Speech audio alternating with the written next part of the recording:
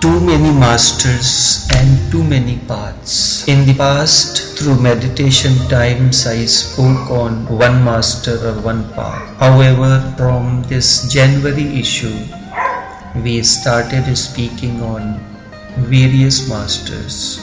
January issue, we spoke of 13 masters and their ways. So too many masters and too many paths, an excerpt from Beyond the Clouds. One may find there are too many masters and also too many paths. What used to happen in the past, whenever we bring out a new issue of the meditation times, only one master and his path and the ways has been spoken.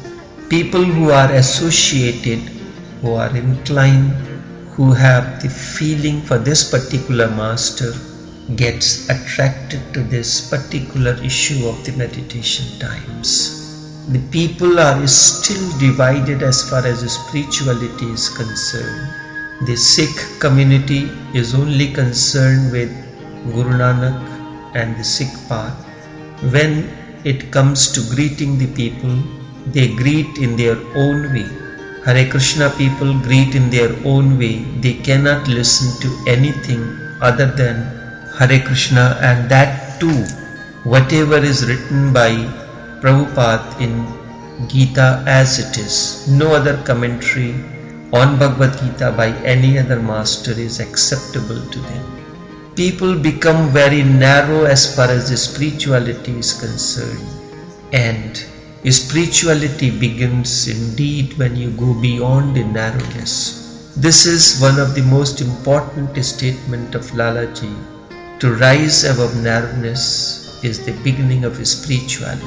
For instance, the issues of the meditation times where we spoke on Buddha, where we spoke on Krishnamurti and Kabir, those were some of the most popular issues whose viewership and the download crossed thousands. The editor decided that we will not only speak on one master, but we will choose certain masters per the year, because it is very difficult to speak on each and every master within the limitations of the meditation times. So we will speak on certain masters, and also during the period, during the year, we will take, like for instance, the Sikh religion began with Guru Nanak, but there are other masters. We normally speak on Guru Nanak alone and leave out the other masters. So when we talk about the Sikh tradition, we can take another master and speak on his life and works. Same way it applies to the others. So one may find there are too many masters and also too many paths. I can understand and appreciate your difficulty. It is true, I am talking about too many masters and too many paths and too many doors. It is quite natural for you or for someone to get confused. But you can get confused only if you stick to my words, if you cling to my words. If you do not cling to the words, I am saying the same thing again and again, even though the words may be different, the names of the masters may be different, but the basic approach is towards the transformation. When I am seeking your help and trying to provide you nourishment and different types of food, you remember, between the food and you is your mind. Mind is divided and confused. Mind gets fed up of eating one thing over and over again. Something different has to be given. The same vegetable being cooked one way, you are bound to get fed up. One has to invent new ways and means of cooking the same vegetable again and again in a different method, different recipe. Because there are 365 days, and out of 365 days, at least we have 365 multiplied by 2, that is over 700 meals per year. if you look at the recipes of one type, East Indian, and in East Indian to North Indian recipes, there may not be 765 recipes or different dishes. So this is in a way mind training, and it is for that purpose you invent new recipes. Sometimes you like to eat Chinese food or Thai food or European food or Italian food or North Indian or Punjabi or South Indian food. So you try to have the variety. Is there any confusion in your mind when a Chinese goes to the Indian restaurant to eat Indian food, or an Indian goes to the Chinese restaurant to eat Chinese food or Thai food? Variety gives you richness. It gives you richness of taste, richness of flavors, richness of quality, and richness of nourishment. When you eat Chinese food, and if you are eating without MSG monosodium glutamate, it is very nourishing. When you are eating Indian food, it is balanced. The blending of the spices is done according to the principles of Ayurveda, the ancient science of health.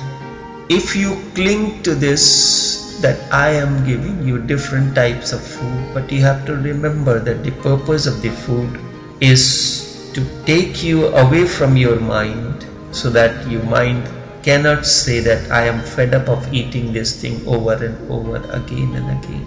And also you are getting to know about other foods also, the methodology, how it is cooked, and how the Chinese food can give you nourishment, how just the Indians are accustomed to eating the flat bread, the vegetables, but there is a meal that you can take, a well-balanced soup, the whole wheat bread, butter and cheese. In West Indies we make a provision soup, which is the root vegetables like sweet potato. Sweet potato is variety of carbohydrate, but it is slow release. Potato is immediately released in your system. It is carbohydrate. Immediately it releases in your system. But sweet potato is slow release, just as when you go to the drugstore, and the researchers have proved that all the vitamin C that you consume, you have cold. Doctor has suggested you take one vitamin C 1000 milligrams per day. But if you take immediately, it dissolves, and its body cannot absorb all 1000 milligrams immediately. So what happens? That rest goes waste. But there are vitamin C which is time release. Time release means a certain amount of energy is released. The body absorbs that. When the absorption of that, and that gives you nourishment, when that effect wanes out, a next release comes in. Same way, sweet potato, addos, other tuber roots like cassava, these are some of the carbohydrates which is of a high quality, better than potato. So in West Indies we make a vegetable soup. People put in meats also. A very simple, no spices. It is used either red beans or any kind of thing. Specifically we use here peas pulse, yellow color. The onion and garlic and the seasoning is sauteed, and then you put all these vegetables, okra, few other green vegetables, tomatoes, the sweet potato, addos, cassava, carrots, pumpkin. These are highly nutritious, and these are blended in that, and along with plantain, it gives a very nice taste. And not only taste, it gives nourishment. It is a complete meal. But a person who is brought up in East Indian tradition, or who is brought up in Chinese tradition of eating the Chinese food, or the Italian pastas and pizzas, to him this will be a strange dish. But taking once in a week this kind of soup, where you are taking the carbohydrates in a different way, different quality of carbohydrate, it nourishes your body. So too, when you speak about different masters, it nourishes your consciousness. It adds new dimensions to your consciousness, gives you a variety.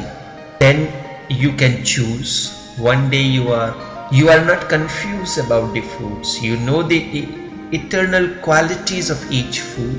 You know about the ingredients, the effect of those on your health, your physical energy. But when we are speaking of different masters and different paths, it is a nourishment, it is an energy at the spiritual level. You need not get confused, because the purpose of the food is to give your body a nourishment and satisfy your mind also, so that you can go beyond the mind. Not saying that you are eating the same thing over and over again and you get fed up. Sometimes it does happen at home. We say that we make something different. Every day we are eating the same thing over and over again. But nobody says that we must drink something else, because every day we are drinking water. Every day we are drinking water. If you go on clinging to the words, I am saying the same thing again and again, you will get confused.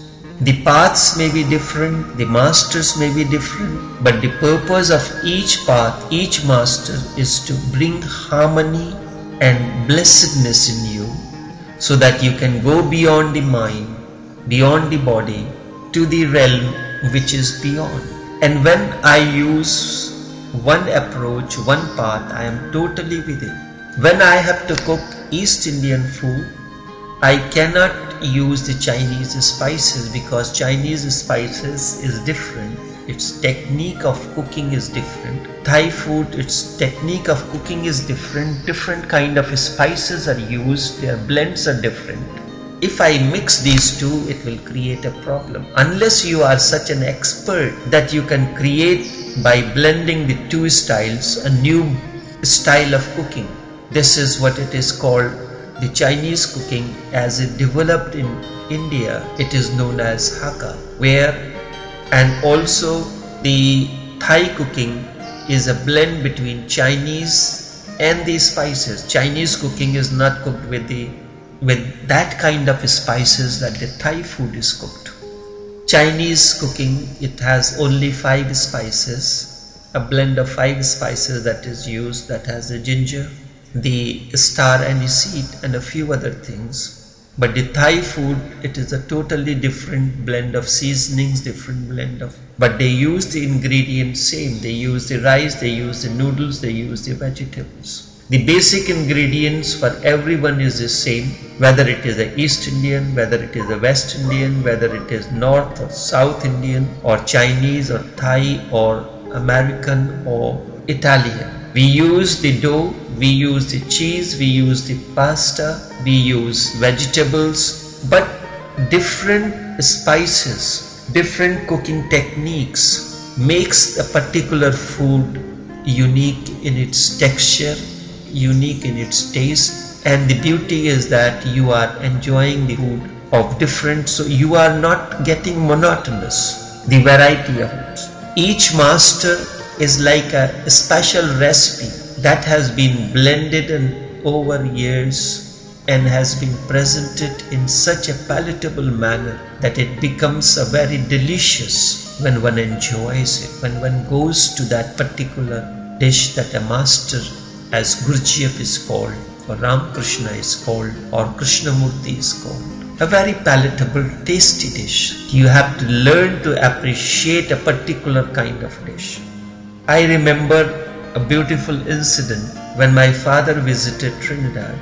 He is accustomed to the East Indian food, everyday flat bread, a kind of vegetable, dal. So when he was here, one day we decided to have the pizza. So he ate pizza, because we know pizza is a complete meal. So we cooked pizza and the dinner is finished. After the dinner was finished, there was no talk about the food, as he has accustomed knowing. He, in a very soft voice, asked me, "What about food? We are not cooking food today." So I told him, "We just had the food." He said, "That was food?" To him, the pizza was not food, whereas we know pizza is a complete meal. So when we are talking about Ramakrishna Paramahans to a Hare Krishna people, that is not spirituality. Because spirituality means the message of Krishna served on a platter of Prabhupada as he has envisaged in Bhagavad Gita as it is. No other form of Bhagavad Gita is acceptable to those people. In Gurdwara, many times people have asked me to remain within the framework of the Sikh religion, not to go into other things. People become very narrow and they consider themselves to be spiritual. You cannot be spiritual when you are narrow in your approach. So when I am speaking of, I am presenting to you a platter full of Krishnamurti. I am presenting you various things, many types of dishes, the appetizers, the main course meal, the soup, the desserts, all within the style of Krishnamurti. The meditation techniques, the understanding, the way in Krishnamurti style. When I am presenting you the menu according to Ramakrishna, it is Ramakrishna's menu and it has its own beauty, just as Chinese food has its beauty. So enjoy the Chinese food sometimes. Enjoy the platter of Ramakrishna. Enjoy the platter of Gurdjieff. Enjoy the platter of Meera. Enjoy the platter of Rabia. Enjoy the platter of Hasid masters. Enjoy the platter that is called Jesus. And you will be multidimensional. It's not that you get confused. When you eat Chinese food, do you get confused? When you eat sometimes East Indian food, do you get confused that you have not eaten food? Just as my father got confused when he was eating pizza and he did not know that pizza can be food. So too, Dattatreya is an enlightened master. His platter is beautiful. And enjoy the platter of Dattatreya. When Dattatreya's platter I present to you, enjoy it. And it is for this reason that you can be taken beyond the narrowness of the name and forms basically. This particular name appeals to you, this particular way of presenting the food appeals to you. There are as many people, as many dishes are there because people go on inventing new dishes because they have to run their restaurants. They go on creating new dishes, and each time when you go, all these master chefs who are like masters, enlightened ones, but in their own field of culinary, that they go on inventing new dishes over and over again, so that there is no monotony. Instead, there is a variety for people to choose from.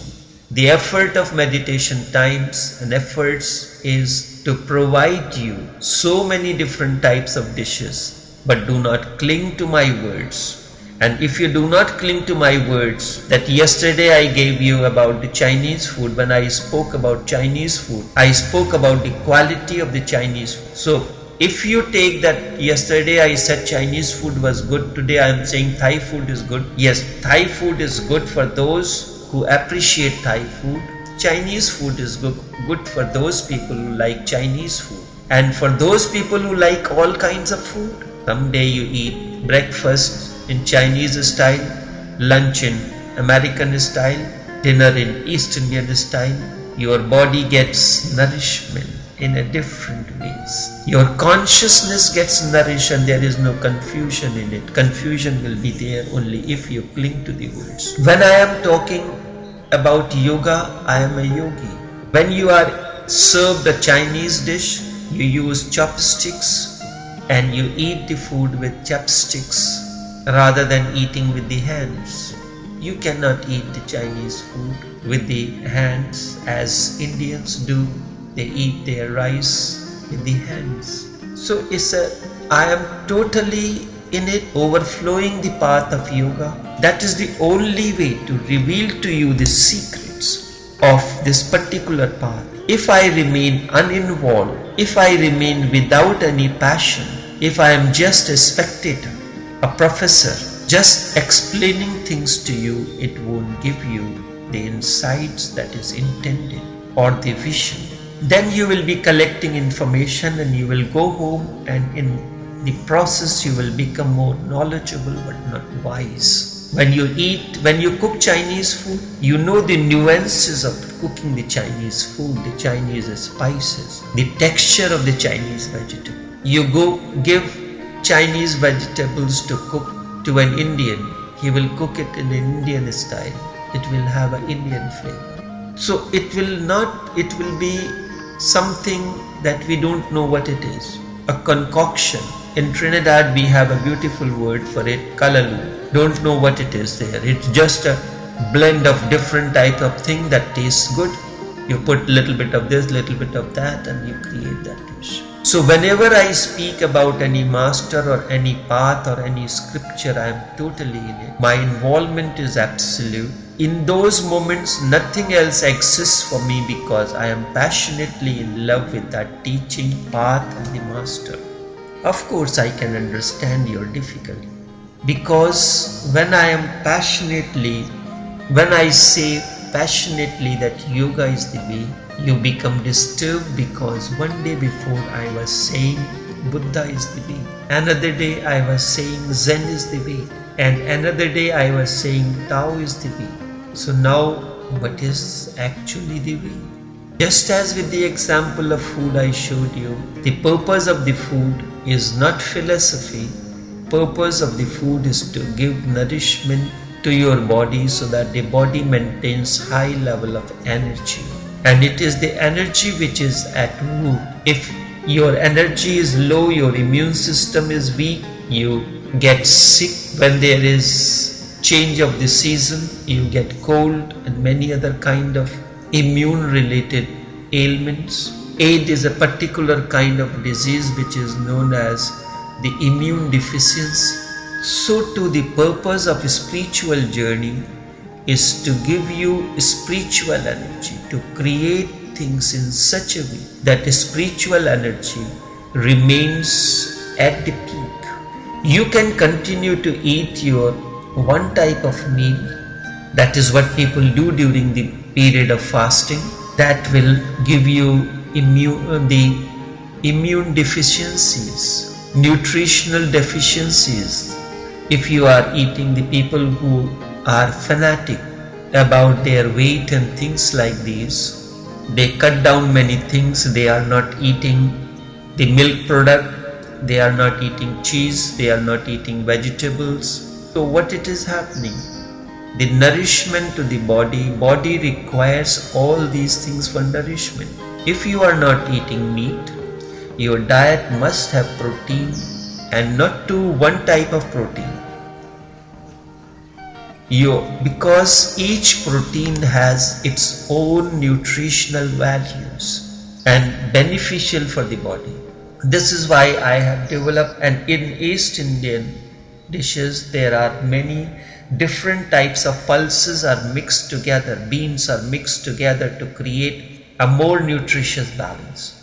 You can cook red beans alone, but red bean is a particular kind of nutritional value. But if you mix with it a black beans, then one supplements the other. For instance, when you are taking the leafy vegetables, and if you use this with lime, the quality changes. One complements the other, and this is the reason you have to know how to create a more nutritious dish. This is why I found that their food and the spirituality are very close to one another. Once you know the art of creating a balanced meal, once you are able to create a balanced meal, there is a great difference in that. And so when I am talking about one path, I am that path. When I am cooking Chinese food, I am cooking Chinese way.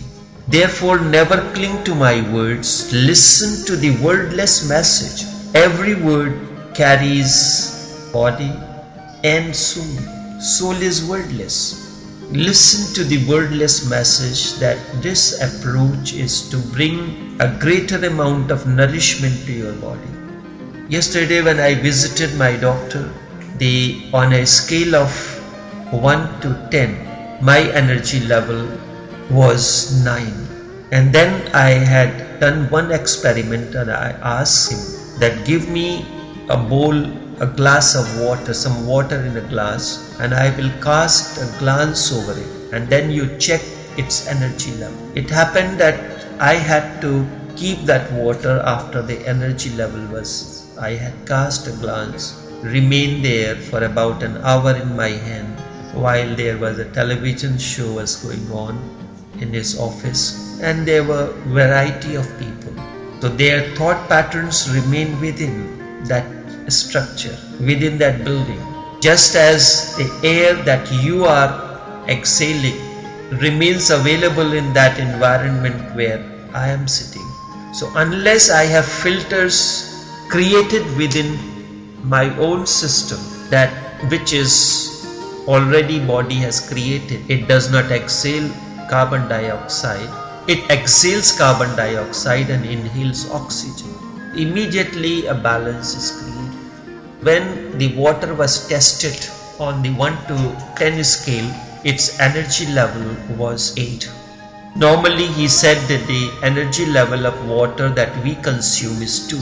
And when I cast a glance over it, its energy level changed to 8. It would have been perfect 10 if I had done it at the same time without any interference of any other person, just cast a glance over it and its energy level will change to 10. When you are consuming something that's energy level is 10, you can imagine what will be your energy level.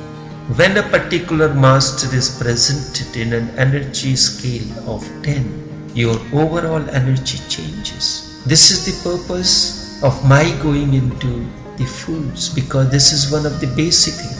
This is one of the things that has attracted me to speak on so many masters.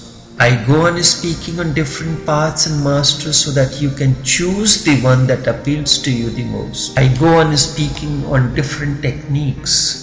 Go on speaking on different techniques of meditation so that you can choose one, or choicelessly use one technique, and if it fits you, then continue, otherwise move to the next one. And if it hits your heart, if it sinks in your heart, then you have found your way.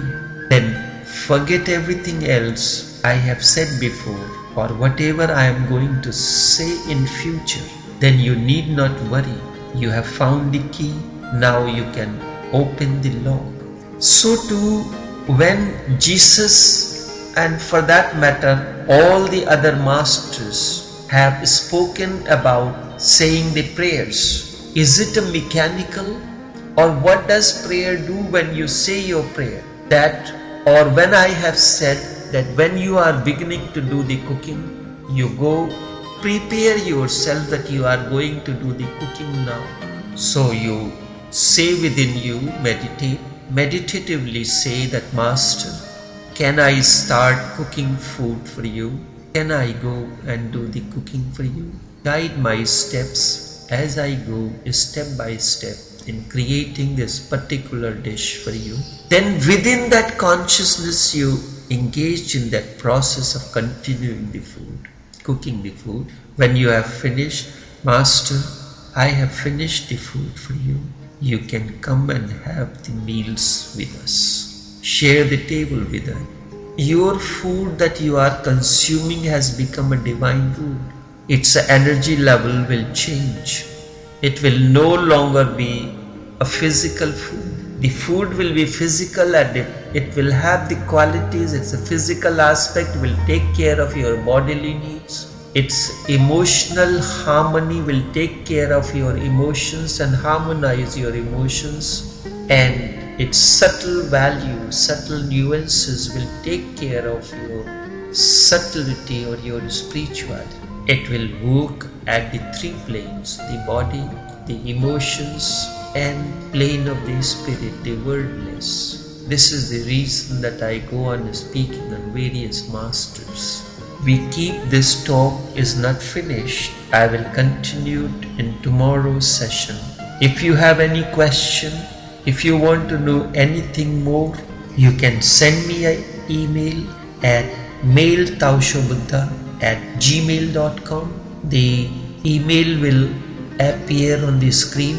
You can send me your questions through the email, and I will include it in the subsequent programs via radio for the people in Trinidad and Tobago, and those who go on internet and connect to the radio program, and through the videos on YouTube you can listen to these programs on a regular basis. So long then to you, until we meet again, another journey. Take care.